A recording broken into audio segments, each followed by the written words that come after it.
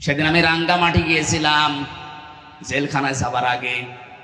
আসার সময় দেখি একটা বৃদ্ধাশ্রম। কমিটির লোককে বললাম আমার একটু নিয়ে চলো দেখি, কারণ বৃদ্ধাশ্রম দেখার আমার খুব শখ। ভেতরে যে দেখি কলেজের এক অধ্যাপক বিসিএস ক্যাডার, উনি পা ধরে কাঁদতেছি মায়ের। ওর মা বলছে, বাবা আমি যখন মারা যাব আমার মাথার উপরে যে ফ্যান আছে এই ফ্যানটা পাল্টিয়ে নতুন ফ্যান লাগিয়ে দিবি, এই ফ্যানটা চলে না। ছেলেটা কৌতূহলে জিজ্ঞাসা করছে, মা তুমি তো মরে যাবে, তখন আবার ফ্যান কি হবে? মা বলছে, বাবা আজ 3 মাস আমি এখানে আছি, এই ফ্যানটা ভালো ঘোরে না। আমি বারবার কর্তৃপক্ষকে বলেছি, কিন্তু তারা আমার কথা শোনে না।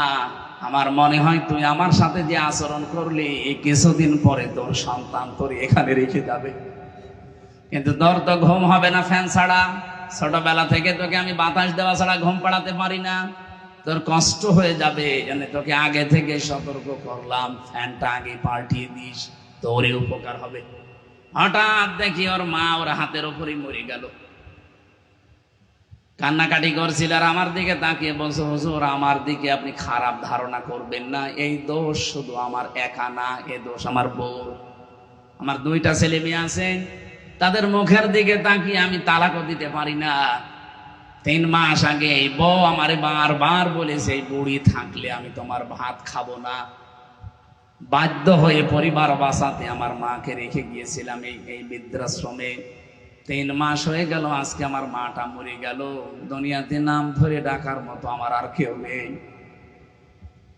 খুলনাবাসী, আমার তো মনে হয় শুধু রাঙ্গামাটির ওই প্রফেসর না, এখানে বহু মানুষ আমরা বসে আছি যারা সন্তানের কাছে আর পুত্রবধূর কাছে ওই মহিলার মতো।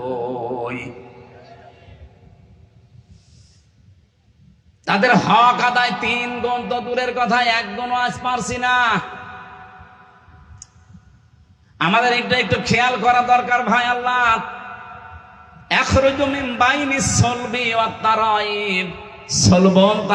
এমনিতেই দেয়নি এগুলো।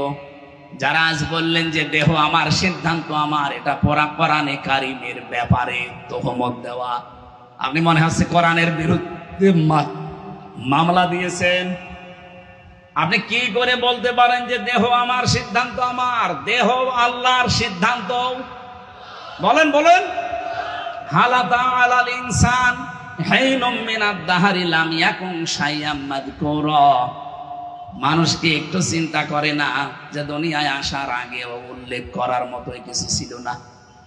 দুনিয়াতে ওর এমন সময়ও গেছে, এই পৃথিবীতে আসার আগেও